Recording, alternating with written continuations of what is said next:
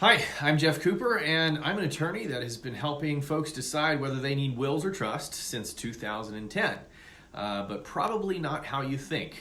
Our clients come to us and they're looking for someone who can answer all their questions related to leaving behind a legacy, safeguarding their assets, lowering their taxes, and protecting their investments. And so, one of the most common questions that I get is, do I need a will? Do I need a trust? Do I need both? And so today we're going to answer that question for you. Okay, so everybody needs a will, right? So everybody needs a will because a will basically says if I pass away, I'm going to leave behind what I have to these people, and this person is going to be my executor, right? So everybody ought to have that document. There's nobody who shouldn't have that, right? And so that is a basic estate planning document that everyone needs. And the question really is, do you also need a trust? Do you need a will plus a trust? And that is the question that we're going to answer today. So, what does a will do, right? So a will basically does a few things. Number one is it appoints your executor, okay?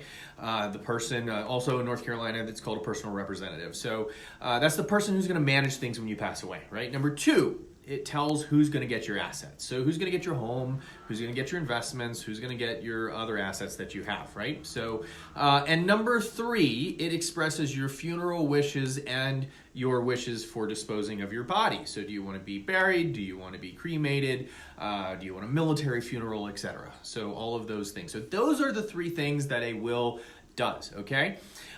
So I have another video that you can look at on what a will does in terms of it requires your family to go to the probate process to get all that done, right? And so if you want to learn more about probate, look for my other video on avoiding probate, okay?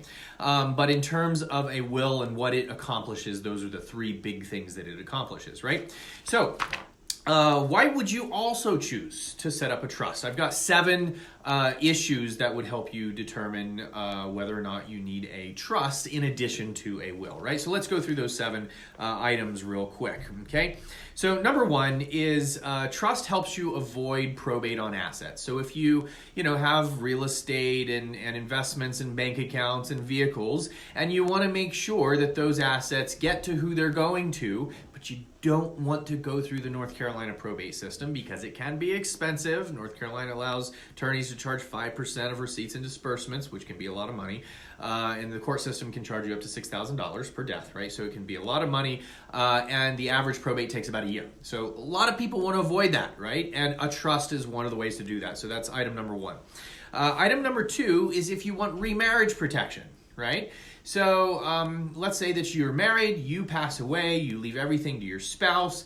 What if your spouse gets remarried, right? So we have a whole nother video talking about remarriage protection. But if you want to protect against that possibility and make sure that your joint assets go to your kids and not to the pool boy, right? Then remarriage protection is definitely a reason to set up a trust, okay? Number 3 is if you want to protect your inheritance that you're leaving behind for the kids, you want to protect that in some way. So maybe you want to provide divorce protection for your kids, right? Or maybe your children, you need to spread that money out. And I guess that's item number 4, which is maybe you don't want to give your children or your beneficiaries or your grandchildren all of that money all up front, right? So maybe they're going to each get $200,000 or $300,000, and that's more money than they really ought to be managing all at once. And if you want to spread that out over time, that's another reason to use a trust, okay? Also, number 5 is if you have special needs beneficiaries. So you have loved ones that are already receiving government benefits, and those are needs-based government benefits. And if you pass away, leave them in inheritance, they lose their benefits. Don't want to do that. Leave it to them in a special needs trust, okay? Number 6 is if you value privacy. So the North Carolina probate process is a public process, meaning you pass away, all of your assets that you have are going to get laid out on a document called an inventory. That inventory gets publicly filed, and anyone and their brother can go through and see, oh, this is what they had. They owned this property, and they had this amount of money in the bank, et cetera, et cetera, et cetera. Including all the stuff that avoids probate, by the way. So if you've got bank accounts and investments that go via beneficiary designations, those still have to be listed on the inventory. Okay, so everything is going to be listed on that inventory. And if you have nosy neighbors and nosy family and you really want and value privacy, then a trust is the way to go. Everything in a trust that goes to your family doesn't go to the public probate, and no one will know what that is, okay?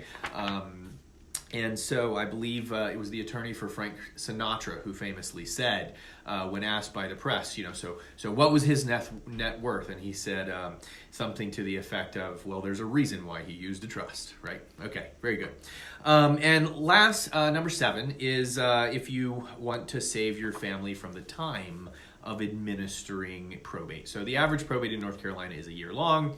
And so if you want to save them a lot of time and really cut the time of administering down, then that is a checkbox in the column for trust might make a lot of sense for you. So those are 7 reasons. I'll go through them one more time. Is avoid probate, remarriage protection for your spouse, divorce protection for the kids, don't leave the kids a lump sum inheritance, special needs beneficiaries, value privacy, and save your family time. Okay, so those 7 issues are check boxes in the column of maybe I should use a trust on top of using a will. Okay, so if you answered yes to any of those questions, yes, I value privacy, yes, I want to save my family time, yes, I want to avoid probate, those are all check boxes that would say yes. Those are considerations that would lean towards you choosing a trust in addition to a will. Now, obviously, that the final decision ought to be done in conjunction with an attorney, right? So help you to make that decision. And then so let me bust a few myths here because there's some common things that I hear where I've done thousands of seminars, literally. And in the seminars, afterwards I'll do a Q&A, and so I'll ask everyone in the audience, what questions do you have? And so one of the common questions I get is, well, Jeff, someone told me that I'm not wealthy enough to need a trust. And so that's a common misconception. A lot of people believe that if you don't have X amount of money, you don't need a trust. And you'll notice that the 7 issues that I just mentioned, not a single one of them asked you how much your net worth was, right? So I believe those 7 questions that I just asked are a better indicator of whether or not someone needs a trust rather than their net worth. And let me give you an example, okay? So one example would be, let's say that someone has $1 million, and that $1 million is made up of one house, $200,000, and $800,000 in a bank account that goes directly to their only kid who is a multimillionaire themselves and doesn't need any help planning, okay? That person might only need a will, even though they're worth $1 million, right? But let me talk about another person who has a home worth $200,000 and $100,000 in savings, okay? But this person's only child is a special needs beneficiary who's receiving government benefits. That person probably needs a trust, right? And so the net worth didn't really come into the conversation there. It really is those 7 issues that I just described that will help you decide whether or not you need a trust. So if anyone tells you you don't have enough money to need a trust, then they probably don't know what they're talking about because they really ought to be asking you those 7 questions, right? Number 2 is a common question I get is, Jeff, do trusts cause higher taxes? And the answer is no, okay? There are different types of trust, and most of the trusts used in estate planning are what's called a grantor trust, which means that they're not taxed at all. They're pass-through entities. That means that your taxes don't change at all when you set one up. And so that's another myth. Now, down the line, if you're leaving trust down to the kids, there's different options there. And there's taxable and non-taxable trust down that you can leave down to the kids, right? And so that can be a different conversation. But trust that you set up for yourself for general estate planning purposes generally are not taxable, okay? And then the last myth that I often hear is that trusts are too complicated, right? They're just way too complicated. And the answer is they can be just as simple as a will, and they can accomplish all the same things as your will with the advantages of privacy and avoiding probate and things like that. And so for someone who knows what they're doing, they're not that much more, they're not that different from setting up a will in the first place. So I hope you found today's content helpful. If you did, share it with somebody. If you want to reach out to us, there should be somewhere on this post a way to contact me. So, all right, take care.